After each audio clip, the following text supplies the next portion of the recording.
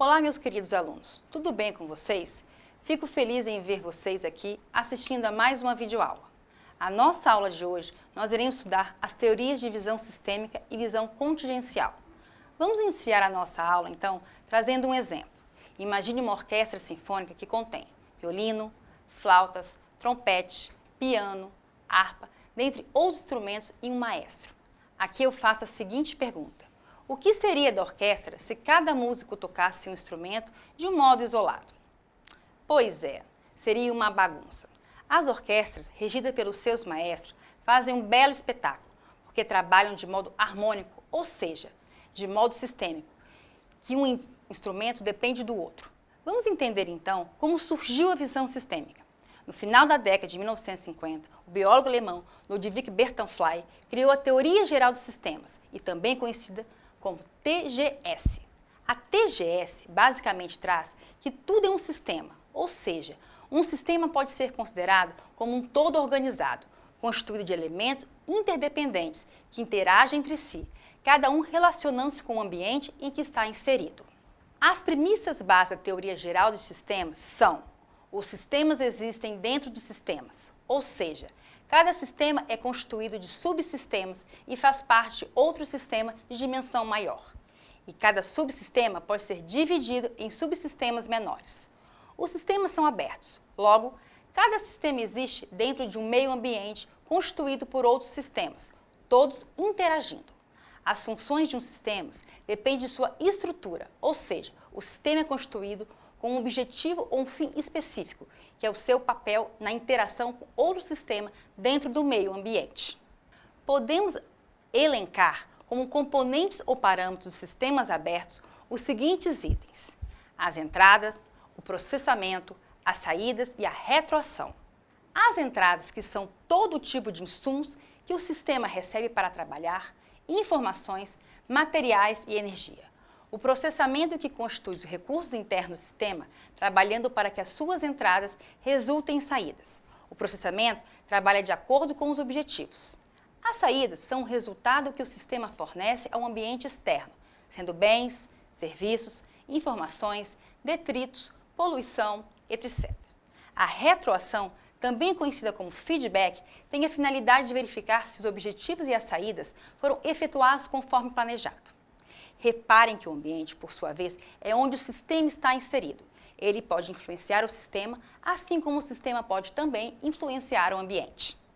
Trazendo a TGS em uma visão empresarial, temos uma visão sistêmica, ou seja, uma abordagem holística da empresa, sem esquecer das partes, componentes do todo e das interações entre as partes.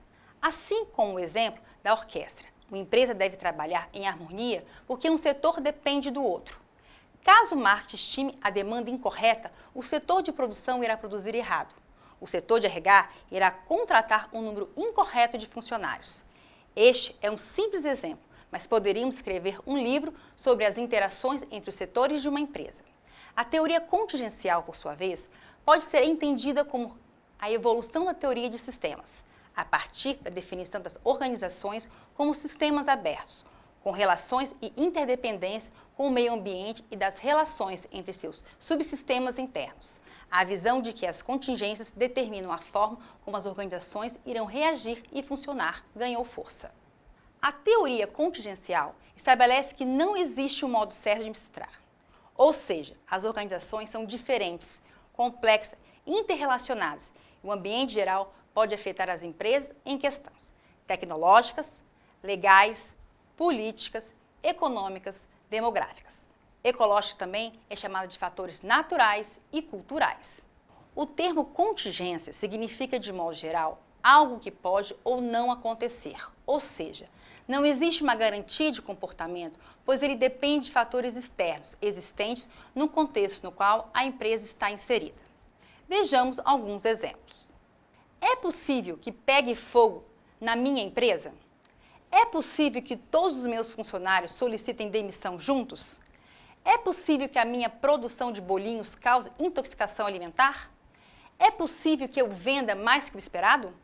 Todos os exemplos que nós vimos aqui são hipóteses e são com elas que a teoria contingencial trabalha. Ou seja, as empresas devem estar preparadas para este cenário, mesmo que pareçam absurdos. É muito utilizado o termo então na teoria contingencial, ou seja, se acontecer tal coisa, então eu farei isso. Vejamos novamente os exemplos a seguir. Se a minha empresa pegar fogo, então eu precisarei acionar o seguro.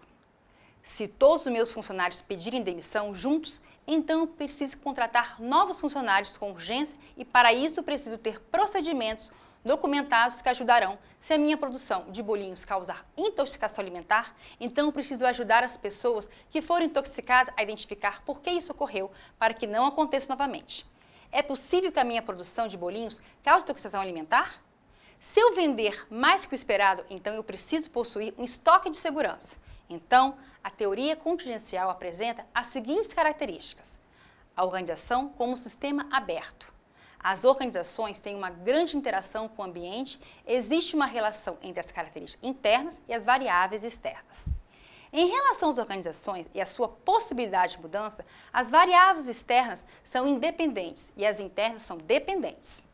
Chegamos ao final de mais uma aula. Espero que todos tenham compreendido os conceitos sobre a abordagem sistêmica e a abordagem contingencial. Aguardo a todos na próxima aula. Um forte abraço a todos.